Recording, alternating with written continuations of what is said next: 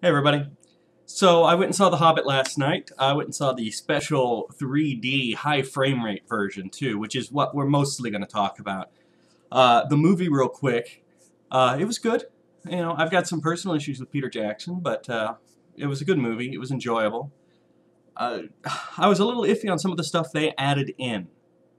They added in a lot of stuff that made The Hobbit more closely tied to The Lord of the Rings, which I suppose is fine. But as a story, The Hobbit comes first. It was written first. It was written before he really had an idea about The Lord of the Rings.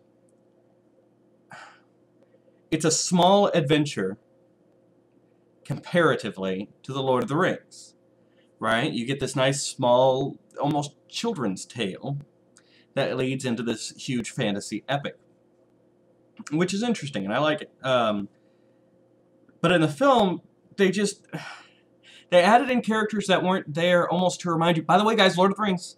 By the way, Lord of the Rings. Hey, Lord of the Rings. And I have a feeling if the movies had been made in the order they were written, that might not have been the case. I don't know.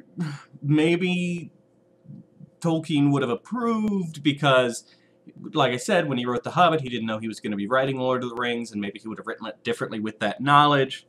So I'm not saying it's necessarily a bad thing, but it did give me pause. Also, they added in a new character to serve as a primary antagonist. And I kind of see why they did it, but I don't know if they had to do it. I mean, they did it so that the movie isn't just this series of unfortunate accidents occurring to this party over and over again. There seems to be more drive and more reason to it. I'm still not sure if that's the way they had to go, but this is all Monday morning quarterbacking or whatever it's called. Yeah, sports guy, me. So overall, it's a good movie. I mean, it's The Hobbit. You're going to go see it. You don't really care what I think. What I want to talk about really is the high frame rate, which is showing only in certain locations. And there was only one place in Austin that was playing it. I had to drive out of my way to go see it. It was interesting. It wasn't as horrible as I'd been led to believe from reports from people. But it certainly had problems. One of the biggest issues it had was a timing issue. About half the time, if there was nobody on screen speaking, not narration and not obviously dubbed, if there wasn't anybody actually physically moving their mouth on screen, the motion was jerky. Like the film had been sped up by 5 to 10%.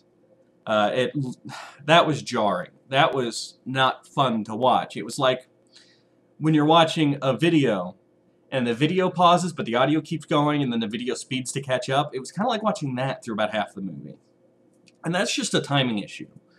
I think that's something that they'll iron out with the technology as it goes further on. As for how ridiculously, startlingly clear the picture was, that takes some adjustment. I mean, that's going to take all of us. If this is going to become a new thing, all of us are going to have to spend some time adjusting, because it looks very realistic. It looks like you're just walking down the street and seeing this stuff happen.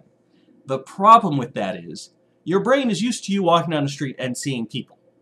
Your brain is not used to you walking down the street and seeing craning bird's eye view of New Zealand.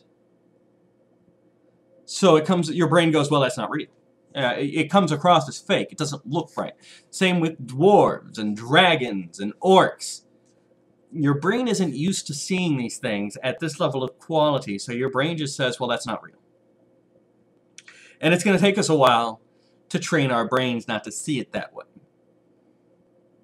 I think that's something we'll get used to in time. Like I said, it was certainly interesting. The clarity is shocking.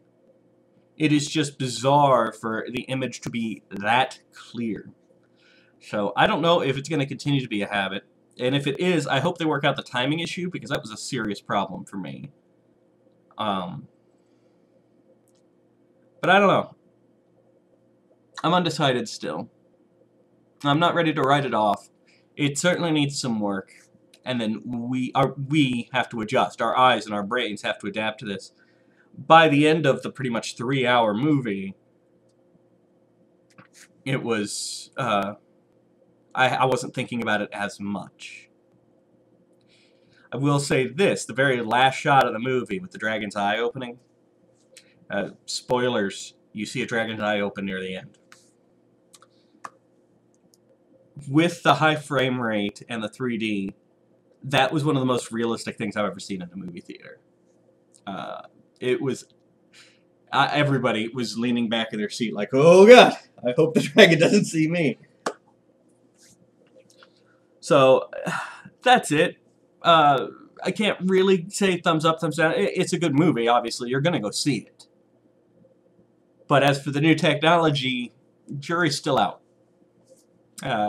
I need more time. I need more examples. We'll see what happens. Anyway, thanks for watching. I'll see you later.